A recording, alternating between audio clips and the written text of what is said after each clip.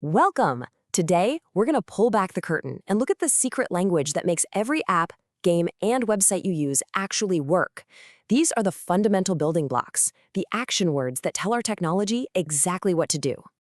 So have you ever really stopped to think about it? How does a computer actually make a decision?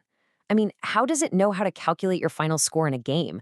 Or decide if you're old enough to see certain content? Well, the answer isn't magic, it's logic. And that logic is built on something called operators. All right, before we can really dig into operators, we need to understand the basic sentence of programming. It's called an expression. And honestly, it's pretty simple. An expression is just a mix of values, programmers call these operands, and the actions you want to perform on them. And those actions, you guessed it, those are the operators. Check this out. This one little line of code shows you the whole thing in action. Here, score and bonus are our values, our operands. And that little plus sign in the middle, that's our operator. It's giving the computer a direct command. Add these two things together. The result of that whole expression then gets stored in the variable we've called total. Simple, right? Okay, so let's meet our first family of operators, the arithmetic operators. You can think of these as the real workhorses of any program. They're the ones that handle all the math, all the number crunching. So here's the lineup. Most of these are probably old friends, plus, minus, multiply, and divide. But I want you to pay close attention to the last two, mod and div. Mod, which stands for modulo, is super useful. It doesn't give you the answer to a division problem, it gives you the remainder. And div just gives you the whole number part of the division, throwing away any decimals. And here's where we see them in action. Calculating area, length times width, that's pretty straightforward. But look at the next two. If you divide 10 by 3, you get 3 with a remainder of 1, right? Well, 10 mod 3 gives you just that remainder, which is 1. And 10 div 3 gives you just the whole number part, which is 3. See how they work together? And this isn't just for abstract math problems. This matters because every time you see a score pop up in a game, a total calculated in your online shopping cart, or a big financial report being generated, these arithmetic operators are the engine running under the hood, making it all happen. So, our code can do math. Awesome. But how does a program actually compare things to make a choice? Well, for that, we need a whole different set of tools.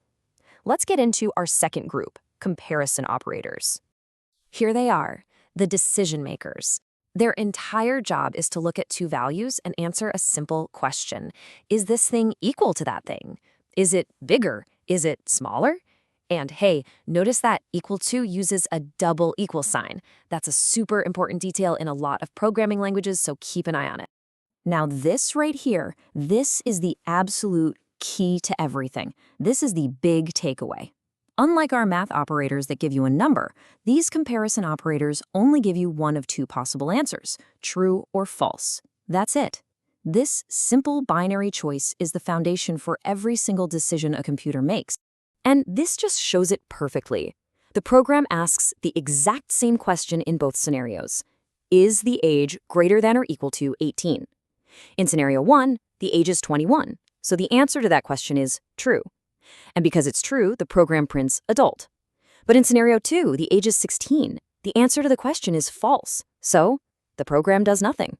That one little true or false answer completely changed what the program did next. And that is why this matters so much. Every time you type in a password, the app is using that equal to operator to see if it's true that your password matches. Every age check on a website, every rule in a video game, like is it true you have enough coins to buy that item? It's all powered by these simple true or false questions.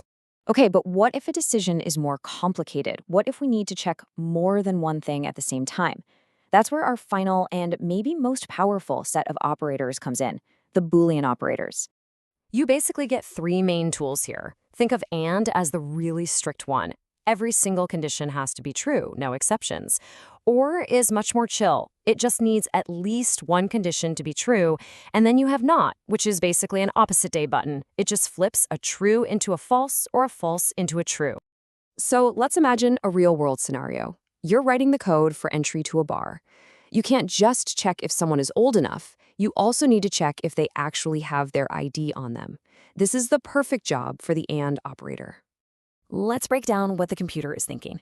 First, it checks condition 1. Is it true that the age is 18 or over? Then it checks condition 2. Is it true that the person has their ID? And because we used the AND operator, both of those checks have to come back true to let the person in. If even one of them is false, if they're underage or they forgot their ID, the whole thing becomes false and they're not getting in. All right, let's zoom out and put all the pieces together. We've looked at 3 different kinds of operators, and it's really important to see how they work as a team to build pretty much any program you can think of. You see how it all flows together, right? First, the arithmetic operators do the math. They get the numbers. Then, the comparison operators take those numbers and ask simple, true, or false questions. And finally, the Boolean operators let us chain those simple questions together to create really smart, complex logic. It's a journey from calculation to question to complex decision.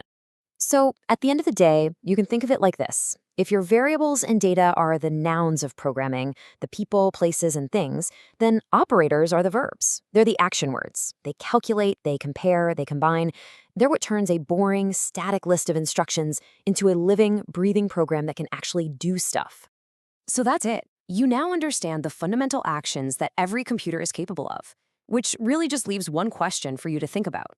Now that you know the building blocks, if you could tell a computer to do anything, what instructions would you give it?